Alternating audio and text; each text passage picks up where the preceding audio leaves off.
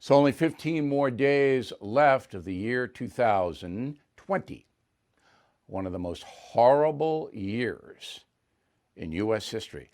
The worst year since 1929, when the whole financial world collapsed. 2020 has been a very bad year. The pandemic, of course, the election, and all the charges of fraud, all the allegations, and then the division of the country. So I talked about this today with Hannity on his radio program. I think it's worth listening to. We'll post it on BillO'Reilly.com. It's up there now.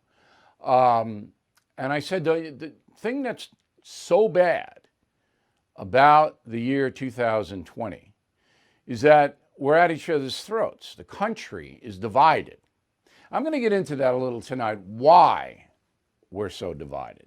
But boy, and I'm sure you will be too, happy to see 2020 out of here. Okay, let's begin with the election.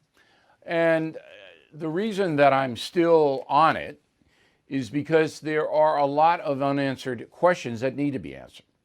They really need to be answered for America's future. So there's a McLaughlin report, and it's a pretty good polling outfit. They don't do a lot. Democrat 37, Republican 36. That's fair. Wow, a fair polling outfit. And they polled 1,000 likely voters. First question, do you believe there was election and voter fraud in the presidential vote? Yes, 46, no, 45, not sure, 9. You got more people in America that think there was some election fraud. Now that is a very telling, if it's true, and I think it is.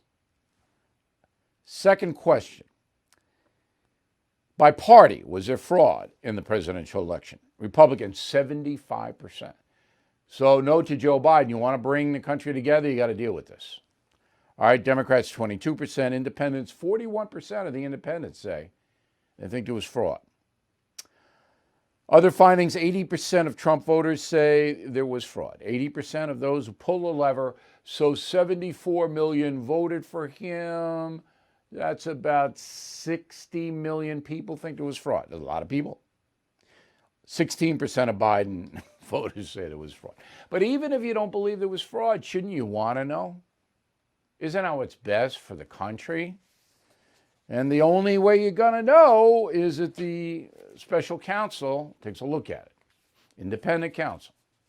Come on, President-elect Biden, huh? Okay.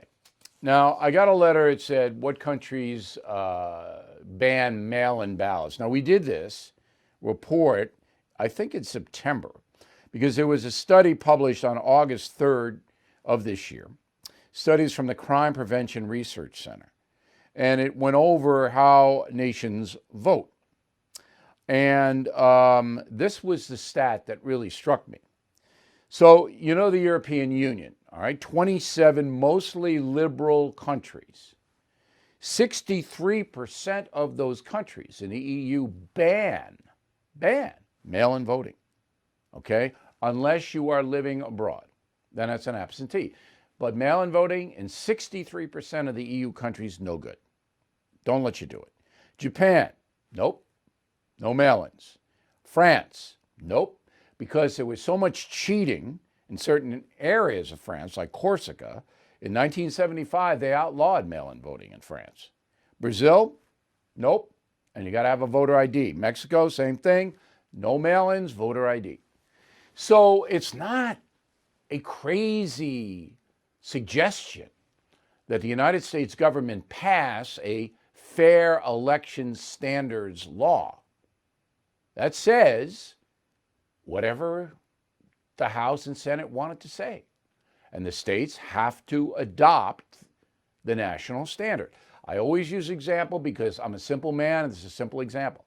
State of California wants to drop the voting age to 12, and don't put it past them in Sacramento to do that. Federal government's got to step in. And now, with most of the country believing there was fraud in the election, we need to address this. So, voter ID a must. Now, don't tell me that some people don't have identification. That's not true. Everybody has a Social Security card. So don't give me that. And if it's too much of a burden to show an ID, then okay, don't vote. I don't care. If you're that helpless and that apathetic that you can't get an ID to show, I don't want you to vote because you're a troubled person. I'm not one of these guys to say, oh, everybody has to vote. I don't want people to vote who are out of control, who don't know anything. Now, I'm not going to give them a quiz, okay? But do I want them to vote if you don't know anything? No, I don't. So summing up, we are a divided nation. That is our biggest problem. We need to get to the bottom of fraud allegations in the election. We have to deal with COVID. I think by May, COVID will be on the run because of the vaccine. But we have just experienced the worst year in this country since 1929, in my humble opinion. Now, I wasn't alive in 29, but my parents were, my grandparents were, and I heard all about it, and I studied it, the Great Depression.